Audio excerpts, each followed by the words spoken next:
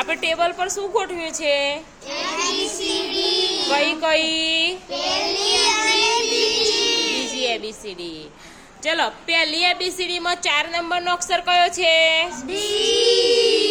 9 નંબરનો, 13 નંબરનો કયો અક્ષર છે? ચલો, બીજી એબીસીડી માં જી અક્ષર કયા નંબર પર છે? કયા નંબર પર છે? 7 નંબર પર. ચલો, કે અક્ષર કયા નંબર પર છે? સી અક્ષર, આઈ, 13 નંબર પર કયો અક્ષર છે?